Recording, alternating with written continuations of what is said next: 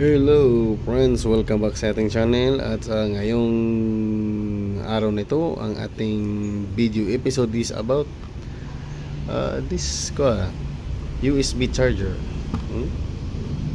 So ito mga charger ito is meron na siyang type C. Ito type C, pero meron ding USB. So ang gagawin natin guys is compare natin kung hindi na i-compare, i-check pala kung tunay ba talaga na 65 watts itong nasa loob, kasi ito 66 watts pero makikita naman natin sa loob na malaki yung chopper transformer nya, kita natin sa loob yung circuit yan, pero dito sa isa hindi natin nakita. So ang gagawin natin is babaklasin natin ito. Tingnan natin ang anong laman itong USB charger. At ngayon ready na, baklasin na natin ito. Yun pala, sinsya na. So ito na, babaklasin na natin.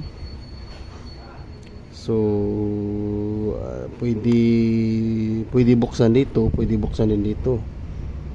So saan ba maganda buksan? Dito na lang.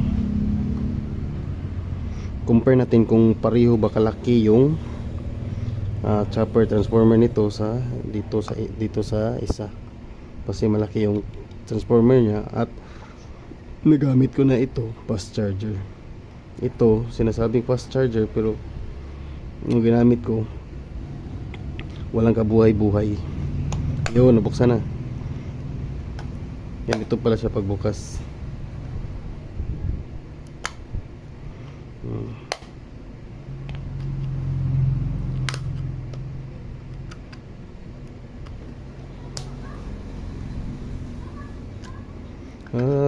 So dinikit lang siya guys.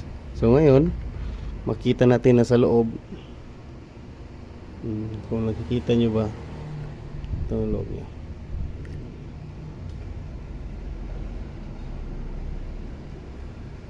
Ayan, ando na yung chopper transformer. Sa nakikita ko parang mahinang klase. Mahinang klase, hindi gagaya nitong isa.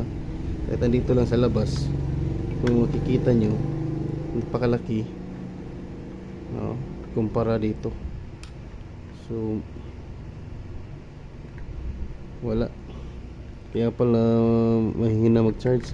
Ang dami pa naman niyang output, ang dami niyang output pero mahina siya mag-charge. Gaya nito, isa lang pero fast charger siya. Yan guys, yan yung chopper transformer. At dito nababase yung watts niya, yung bilis niya sa pagkarga. Okay, yun lang. Kaya pala mabigat to kasi may metal dito. Para mabigat, para sabihin na ito walang metal sa loob, kita puro board, pero mabigat. Ito mabigat siya kasi may metal, yan.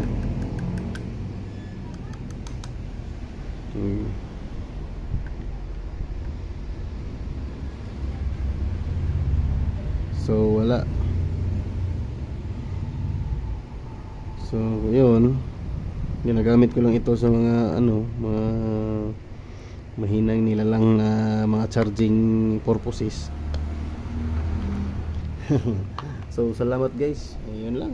Hindi na natin babaklasin. Ang purpose lang naman natin sa video ito is buksan natin yung loob. Tingnan natin kung maganda ba yun, malaki ba yung chopper kumpara dito sa isa na makikita natin ng laman sa loob. Ito magandang klase ito mga friends. Quality, may quality ito. Dito wala. Mabigat lang siya kasi may metal sa loob. Ito mabigat siya pero walang nagpapabigat. Okay, yan lang guys, salamat sa panonood.